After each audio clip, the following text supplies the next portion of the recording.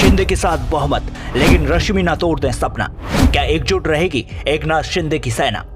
वार्तालाप टीवी पर एक बार फिर से आप सभी का स्वागत है। दोस्तों, हमारी कोशिश होती है कि आपको न्यूज चैनलों और यूट्यूब चैनलों पर जो कंटेंट उपलब्ध होता है उससे कुछ अलग आपको वार्तालाप टीवी पर देखने को मिले।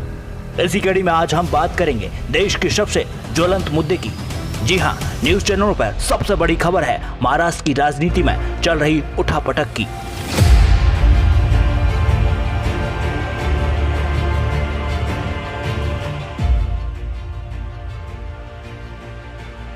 उद्धव ठाकरे के बागी शिवसेना के विधायकों की बदौलत एकनाथ शिंदे बहुमत का दावा ठोक रहे हैं। उद्धव ठाकरे को लगातार चैलेंज कर रहे हैं। सरकार तो गिरेगी ही, पार्टी भी छोड़नी पड़ेगी। जाहिर सी बात है, उद्धव ठाकरे इस वक्त अपनी सरकार और पार्टी के अस्तित्व की लड़ाई लड़ रहे हैं। शिवसेना में उठे विद्रोह को अब तक रोकने में उद्धव ठाकरे नाकाम दिख रहे हैं। उद्धव सरकार अभी भी संकट में है। अब उद्धव ठाकरे की पत्नी रश्मि ठाकरे ने भी मोर्चा थाम लिया है। जी हाँ, रश्मि ठाकरे पहले से ही पर्दे के पीछे से उद्धव की सरकार चलाने में अहम भूमिका निभा रही हैं। रश्मि ने बागी विधायकों की पत्नियों को मैसेज भेज कहा कि अपने पतियों को मनाएं। रश्मि ने कुछ बागी विधायकों की पत्नियों से फोन पर भी बात की। विधायकों की पत्नियों से बात करने के पीछे रश्मि की मंशा थी कि कई विधायक अपनी पत्नी की बात मान लेंगे और गुवाहाटी में बैठे शिवसेना के विधायकों में दो गुट हो जाएंगे, जिसमें से कुछ लोग मुंबई आने पर उद्धव ठाकरे से मिल जाएंगे और महाअघाड़ी सरकार को समर्थन करेंगे। कुछ विधायकों की पत्नी को कॉल कर रश्मि ने उन्हें सीधे मुंबई बुलाने को कहा। सूत्रों के अनुसार सरकार बचाने की कवायद में जुटी शिवसेना दो तरह की रणनीति अपना रही है। एक तरफ बागी गुट के नेता एकनाथ शिंदे और उनके करीबियों पर लगातार हमलावर है। शिंदे पर संजय राउत लगातार विवादित बयान भी दे रहे हैं। तो इधर अंदर खाने में रश्मि भी विधायकों की पत्नियों के जरिए शिवसेना के बागी विधायकों को उद्धव के साथ आने को मना रही हैं।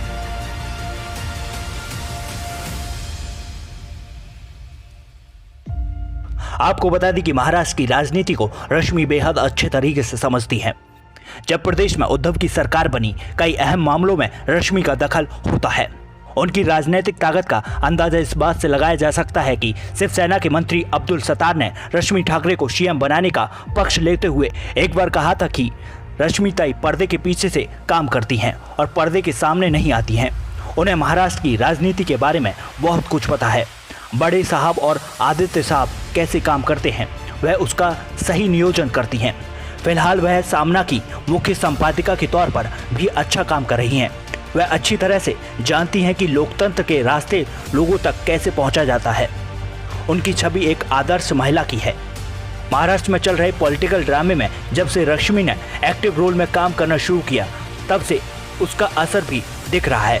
खबर यह है कि विधायकों की पत्नियों के फोन और मैसेज के बाद कुछ बागी विधायकों के संजय राउत के साथ संपर्क होने की बात सामने आई है। एकनाथ शिंदे भी इस बात से भली भांति वाकिफ हैं कि गुवाहाटी में मौजूद कुछ विधायक महाराष्ट्र जाते ही शिवसेना की गोद में जाकर बैठ सकते हैं। ऐसा होने पर सारी कवायद औंधे मुंह ठीक वैसे ही गिरेगी जैसे अजीत पवार वाले मामले में हुआ था। इसलिए वह शिवसेना के कुछ और विधायकों का इंतजार कर रहे हैं। उद्धव ठाकरे की पत्नी रश्मि ठाकरे पेशे से पत्रकार हैं।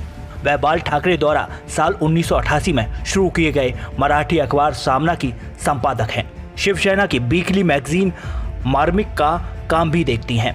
रश्मि और उद्धव ठाकरे ने साल 1989 में शादी की। आपको ये भी बता दें कि बाल ठाकरे अपने घर की महिलाओं की बात काफी सुनते थे। वे राजनीति में उनकी राय भी लेते थे। एक समय ऐसा भी था जब बाल ठाकरे से मिलने के लिए उनकी बहू रश्मि ठाकरे और स्मिता ठाकरे से लोगों को परमिशन लेनी पड़ती थी। अब आपको इस बात से रश्मि ठाकरे की राजनीतिक ताकत का अंदाजा लग गया होगा। अब देखना यह होगा कि क्या रश्मि ठाकरे शिंदे की सेना में बड़ा सेन लगा पाएंगी। क्या महाराष्ट्र में उद्धव की सरकार बच पाएगी? आपको ये रिपोर्ट कैसी लगी, हमें कमेंट कर जरूर बताएं। हमारे चैनल को सब्सक्राइब करें और वार्तालाप टीवी को मजबूत करें। धन्यवाद।